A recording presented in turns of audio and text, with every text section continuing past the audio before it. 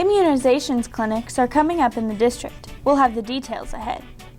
On the broadcast, we'll have information on Fire Prairie's band open house, as well as this week's sports recap. All this and more coming up on KFOI Weekly News.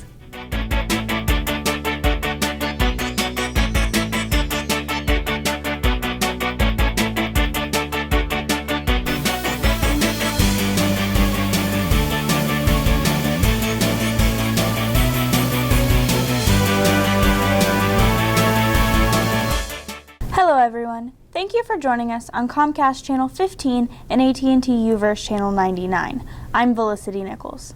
And I'm Amate Butte. And here are this week's news, upcoming events, and announcements for the Fort Osage School District. The immunizations clinics will be at Osage Trail on February 27th and the high school on March 6th. Tdap is required for all entering 8th graders. Meningitis is required by many colleges. Permission forms are due back to Osage Trail on February 19th and the high school paperwork on February 24th. If you have any questions, please feel free to contact Osage Trail School Nurse Amy Hessen at 650-7150, Fort Osage High School Nurse Karen Daniel at 650-7045, or the Jackson County Health Department at 404-6415. The City of Independence welcomes the NAIA Division I Women's Basketball National Championship. The tournament will be held at the Independence Event Center from March 18th to the 24th. Hi, I'm Eileen Weir, Mayor of the City of Independence. March 18th through the 24th, the Independence will be hosting the Women's NAIA Basketball Tournament. This is 32 women's basketball teams coming to the Independence Event Center. Tickets are available by visiting the Silverstein Eye Center's box office at the Independence Event Center or the City of Independence tourism website, visitindependence.com. The event features 32 teams from around the country playing 31 games in 6 nights. Learn more about the event and purchase your tickets at www.visitindependence.com/NAIA 2015. The Fort Osage High School volleyball team is hosting their second annual youth volleyball clinic starting in March. The clinics are open to current students grades K through 7. The purpose of these clinics is for youth volleyball players or those interested in playing to improve their volleyball knowledge and skill. Clinics are March 7th and 21st, April 11th, 18th, and 25th, and May 2nd. K through 2nd will practice from 9 to 10:30 a.m. and 3rd through 7th graders will practice from 10:30 to noon. All clinics will be at Fort Osage High School. The cost is $5 per clinic or $25 for all 6. If you have any questions, please email Indians head varsity volleyball coach Vanessa Gage at vgage@fortosage.net or call 816-650-7109. Spring adult and community education classes are now enrolling through the Career and Technology Center on the Fort Osage School District campus. New classes include Pinterest interest, auto painting, extreme couponing, Google Drive for beginners, tackle your tablet, iPad, iPhone, and much more. Visit fortosagectc.sharpschool.net/adult_education for more information. We will be back with more Fort Osage District announcements after this message from our sponsor. There is no better place than Lunar Bowl for your kid's birthday party. Lunar Bowl has youth birthday party options for as low as $99.95 for a party of 6, including 2 hours of bowling, an arcade card, ice cream, soda, and a lot more. Lunar Bowl can also customize birthday events for adults. Lunar Bowl, 2001 Northwest 7 Highway in Blue Springs. To book your birthday party, call Group Sales Manager Tina Short at 816-220-7722. That's 220-7722. On the web at lunarbowl.com. Lunar Bowl is a smoke-free facility. Welcome back. The high school speech and debate team competed in the Greater Kansas City Suburban Conference Tournament at Oak Park High School. Riley Messer took first in Lincoln Douglas debate and second in foreign extemporaneous speaking. Mackenzie Barnett and Amate Butte finished second in public forum debate, and Barnett placed second in congressional debate. Messer, Barnett, and Butte earned first-team all-conference with their performances. Sydney Martin took third in poetry reading, Nate Holthe finished 4th in domestic extemporaneous speaking and placed 5th with Colby Berg in policy debate. Sam Culver took 6th in prose reading, while Alexis Cook finished 6th in Lincoln Douglas debate. Martin, Holthe, Berg, Culver, and Cook earned second team all-conference. The team also took third place sweepstakes in debate and third place overall division sweepstakes. The district's Board of Education approved Assistant Principal Scott Moore as the new high school principal at February 10th's board meeting. Mr. Moore will be replacing Dr. Jason Snodgrass, who will be the next superintendent. Mr. Moore told the teaching staff he is excited to keep the school moving forward. Here's my promise, is to continue what we're doing, continue the direction we're going, continue to be available to you guys for whatever I can do to support you all. I'm humbled, I'm excited. It was obviously tough for me to kind of keep that a secret, but I am very proud to be here. This is a destination for me. I want to be here till I retire. This is what I want to do. Seniors and their guests who want to go to Project Grad must be accompanied by a parent or guardian to sign their mandatory Project Grad release form. The administration will be available the following dates from 5 to 7 p.m. for parents and guardians to come up to the high school and to sign the papers. Monday, March 16th, Tuesday, March 24th, Wednesday, April 8th, and the final day with no exceptions is Thursday, April 16th.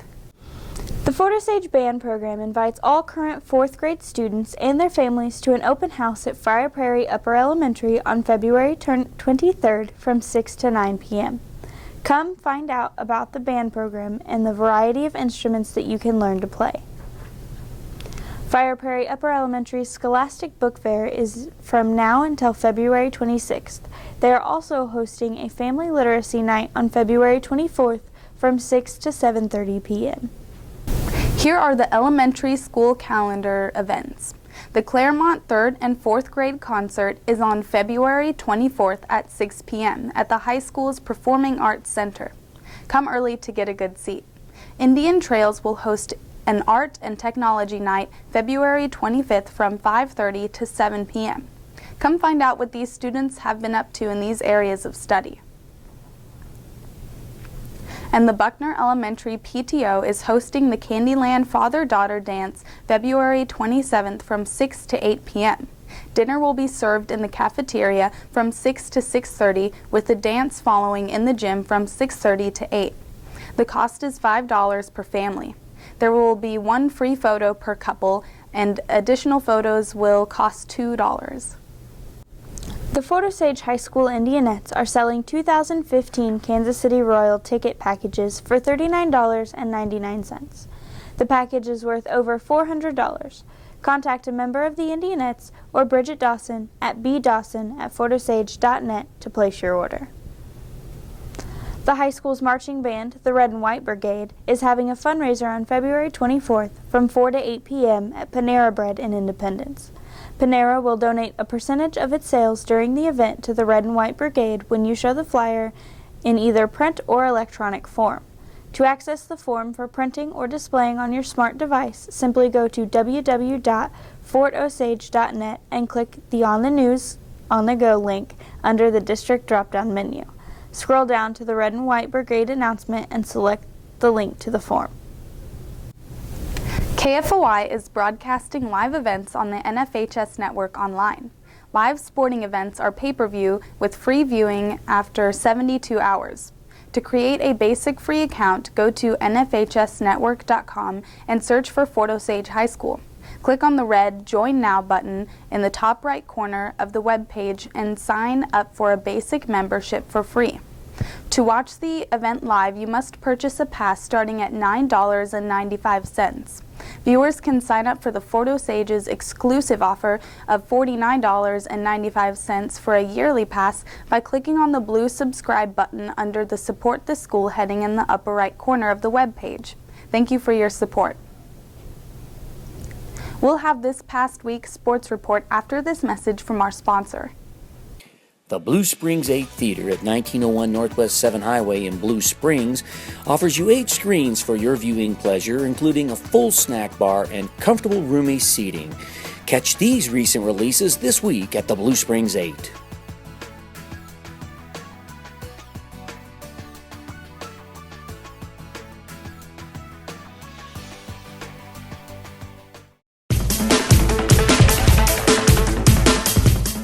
Hey everybody, I'm Caleb Winslow with this week's KFOI Sports Recap.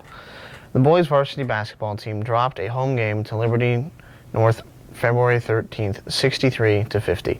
Will Penniman led the Indians with 11 points, with three-pointers like this one from well beyond the three-point line.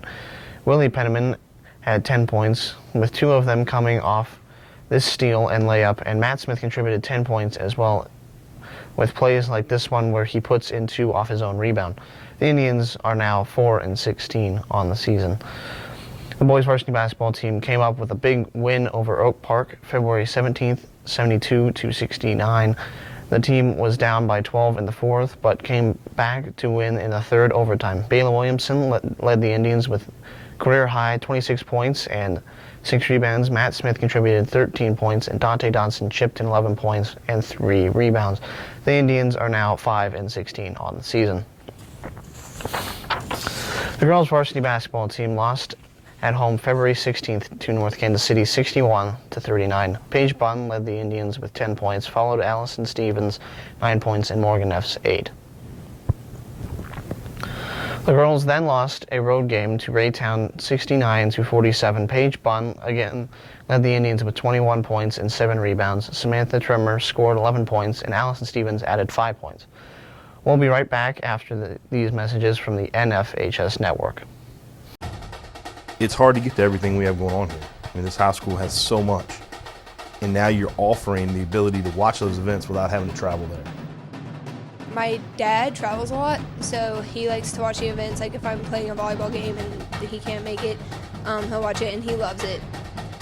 I think it was homecoming. It was Friday night, and it was a punt return. And I returned it all the way back for a touchdown. And of course, I showed all my family members, and they really liked this. They like to see what their family members can do. Golden Lions. I think this broadcast is essential because our team is global, and we got people all over the world watch the game. So without this, there's no way they can do that. These kids and these players feel loved, they feel important, and by broadcasting it, you have a bigger group that you're reaching that allows them to know those kids.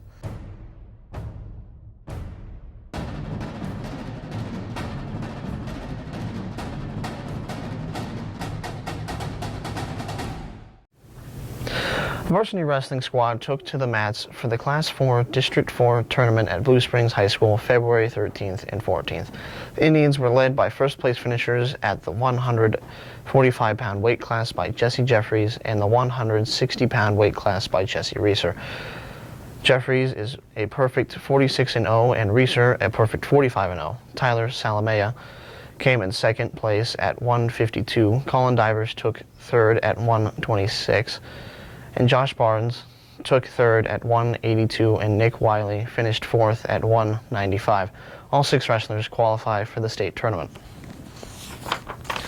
And speaking of the state wrestling tournament, the Indians began their quest for both individual titles and team title on Thursday, February 19th at the 126-pound weight class. Colin Divers lost his first match by decision to Dakota Thievel of Cedar Hills Northwest High School 9-6. He then won his wrestle back match against Connor Langdon of Nixa 10-3.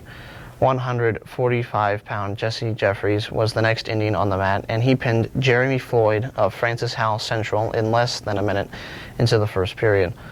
Jesse Reeser also won his first match in the 160 weight class by pinning Eureka's Zach Hancock in 1 minute 18 seconds into the first period.